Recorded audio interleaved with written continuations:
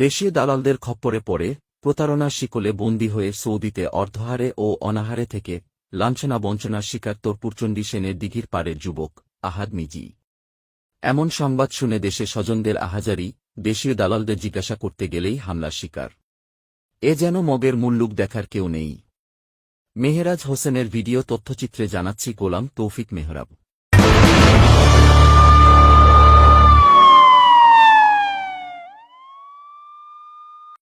চাঁদপুর তরপুরচণ্ডী সেনের দিঘির পাড়ের হানিফ মিজির ছেলে যুবক আহাদ মিজিকে বিগত 4 মাস পূর্বে সদর উপজেলার 8 নং বাগাদির মৃত আব্দুর রব ব্যাপারী ছেলে দেশীয় ভিসার দালাল আলমগীর ব্যাপারী ভালো কাজের কথা বলে সৌদি আরব নেন।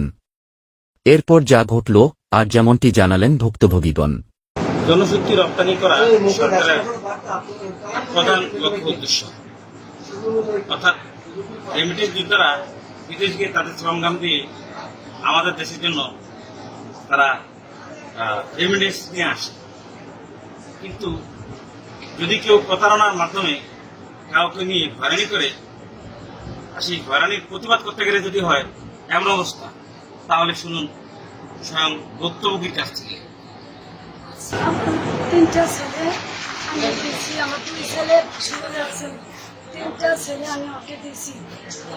তারে 12.5 লাখ টাকা অরিজিনাল ক্যাশ দিয়েছি। ওই আমার কপি হাউসের ভিসা দিব, কোম্পানি ভিসা দিব, আর 15 দিন ট্রেনিং দেব। 16 দিনের মাথায় আমারে আকামা বেতন খাড়া করে দিব।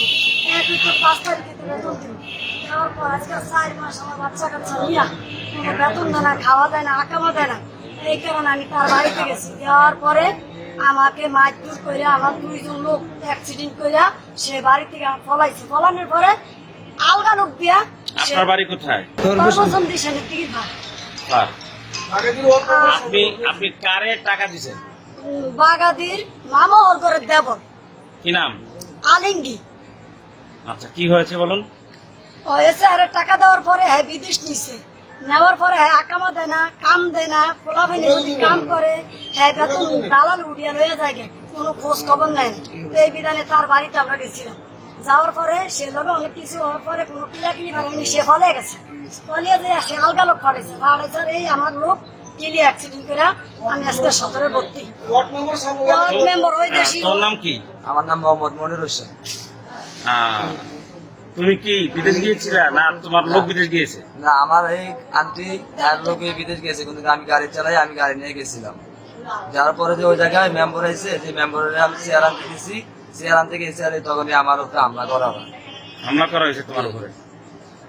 মানে তারা বিদেশ লোক পিছিয়ে নিয়ে কোনো কাম কাজ দেয় না, এই বিষয়ে তাদের কাছে জানতে গেছে। আচ্ছা, তুমি কোন কোন জায়গায় আঘাত পেয়েছো? আমি আঘাত পেয়েছি আমার এই ডাইন হাতে আর এই ডাইন সাইডে বুকের ভিতরে। আচ্ছা, আমরা আরেকজন দেখছি। আচ্ছা, বলুন তো আপনার সাথে কি হয়েছে? আমার সাথে হয়েছে, আমার থেকে ইন্টার ভাস ছেলে চাইছে, আমার ছেলে ইন্টার ভাস করেছি। উনি বললো যে আমার আত্মীয় আছে, আমার 2টা ছেলে দেই ভাই, এরা আমার আত্মীয়, ইস্টামর সই দিয়ে টাকা নিব কইছে, কোনো ক্ষতিপূরণ দিব। আমার ছেলেরা 1800 টাকা বেতন দিব কইয়া হোম ডেলিভারি। আমার তো 4,40,000 টাকা দিছে সে। আকামা পুলিশ নিয়ে যত যাবতীয় খরচ আমার পেছনে। 4,40,000 টাকা কোন দেশের জন্য? সৌদি আরবের জন্য। আপনার ছেলেরে? আমার ছেলেরে। এরপর নিয়ে কইছে 15 দিন বেতন দিত না, 15 দিনের পরে বাকি মাসে 4 দিন 5 দিন 110 দিনের বেতন দিয়ে দিব। কোনো মাপ নাই, 1 পয়সা। কোনো দুধ বিল কিছু হইব না, কোনো দুধ কিছু হইব না। 2 বছর কার আকামা তারা দিয়ে দিব যাওয়া মাত্র। এই বলতে 4 মাস আমার ছেলের খাওয়া খাইতে দেয় না, আকামও দেয় না। প্রতিবাদ করলে কোন সমস্যা হইতো না, এরকম হয় কোনো খোঁজ খবর হয় না। তারপর যারা বিষয় দিল বাগাদি, তাদের বাড়িতে গিয়েছিলেন? তাদের বাড়িতে দায়িত্ব দিছে একমাত্র আলমগীর। আমরা কই আপনাদের চিনি, আমরা চিনি না, আমরা আপনার আত্মীয়। সোলডালি সৌদিয়ার খাই ওরা, আমরা খাইতাম না, কিছু করতাম হতাম না। আপনার মাধ্যমে টাকা দিছে, ঠিক আছে আমার মাধ্যমে ঠিক আছে, আমি সব ক্ষতিপূরণ ব্যবস্থা করবো। আজকে হ্যাঁ আমরা গেছি, আর কথা কাটাকাটি হলে গেছি গিয়া এর বাতি যারা আরো লোকজন বাড়ি আমার ভাই অত্যাচার এই ছেলেটা মারতে আছে, কেড়ে মারতে আছে, না দিয়ে ধরতে গেছে আর ছেলেটা দিয়ে আবার এখন আমার প্রথম যার উপরে হামলা করলো ও কি লাগে আপনার? ছেলেটা আমরা নিজে ড্রাইভার হিসাবে ড্রাইভার? অটো ড্রাইভার মানে অটো ড্রাইভারের হামলা করছে, আপনাকে উপরে হামলা করছে? একজন আমাদের ওয়ার্ড মেম্বার নিয়ে গেছিলাম, মমতাজ বেগম মমতাজ বেগম মেম্বারে নিয়ে গেছেন, মেম্বারে নিয়ে গেছে আমরা, ওনার সামনে হামলা? ওনার সামনে হ্যাঁ ওয়ার্ডের মেম্বার এক ওয়ার্ডের মেম্বার, দুইজন মেম্বারের সামনে হামলা। ভিকটিম আহাদ মিজির বাবা হানিফ মিজি স্থানীয় ইউপি সদস্য মমতাজ বেগমকে নিয়ে দালাল আলমগীরের বাড়িতে আসেন এবং আলমগীরের এলাকা বাগাদির দুদু মেম্বারকে মুঠোফোনে অনুরোধ করে আলমগীরের বাড়িতে নিয়ে আসেন। কেউ কিছু বোঝার আগেই হানিফ মিজিদের উপর অতর্কিত হামলা চালান আলমগীরের লোকজন। এ ঘটনায় আহাদ মিজির বাবা হানিফ মিজি ও আহাদের জেঠিমা মারাত্মক ও রক্তাক্ত জখম হন। এতে অটো রিকশার ড্রাইভার মনিরও রেহাই পায়নি। তারা এখন চাঁদপুর সরকারি জেনারেল হাসপাতালে চিকিৎসাধীন রয়েছেন। এ বিষয়ে যেমনটি জানালেন তরপুরচণ্ডীর ইউপি সদস্য মমতাজ বেগম। আমি তরবসন্দি ইউনিয়নের 1-2-3 মেম্বার। ওনারা যেই সমস্যার কারণে গেছে, ওনারা আমার নিয়ে গেছে, নেওয়ার পরে দেখতেছি অনেক অসুবিধাতেই হইতেছে। সমস্যা বেসবুক কারণেই আমি ওই এলাকার বাগাদি ইউনিয়নের 8 নং ওয়ার্ডের দুদু মেম্বার ভাই, আমি তারে বলছি ফোন দিয়া, ভাই আপনি একটু আসেন, এদিকে একটু সমস্যা হইতেছে, কারণ সমস্যা যেমন না হয় এই কারণে আমি ওই বাইরে বললে আনছি। ওই ভাইয়া আসার পরে মেম্বার আসার পরে মেম্বারে আসার বসার কোনো সুযোগ দিল না।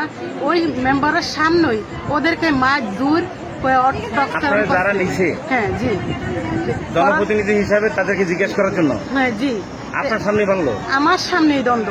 এখন আমি বলতে আছি ভাই দেখেন কেন যে সমস্যাটা হইছে, কারণ আমনে ওদের এলাকার একটা ওয়ার্ড মেম্বার, আমি আমরা যে লোকটি গেছে ওর এলাকার মেম্বার, মহিলা মেম্বার, তাহলে দুইজন মেম্বার আমরা যে কোনোভাবে একটা সমাধান দিয়েই আসব। কারণ ওরা যেইভাবে শৃঙ্খলা করতে আছে, এই শৃঙ্খলায় কোনো কিছুই করা যাবে না। ওরা বলতেছে 10 দিনকার টাইম দিতাম, আমরা বলছি যে না 10 দিনকার টাইম দিব ঠিক আছে, কিন্তু আরও আমরা 5 দিন বাড়িয়ে দিব। তবে আপনাদের ওয়ার্ডের মেম্বার বা আপনাদের ওয়ার্ডের সালিশ যে কোনো একজন সাথে রাখেন।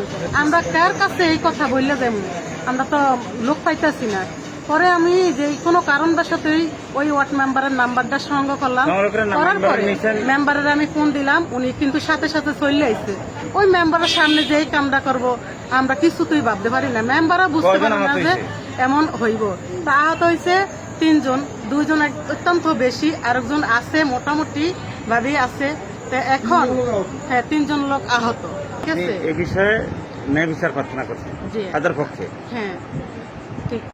এ বিষয়ে জানতে আলমগীর বেপারীর মুঠোফোনে যোগাযোগ করার চেষ্টা করে তাকে খুঁজে পাওয়া যায়নি। প্রিয় দর্শক, আজ এ পর্যন্তই।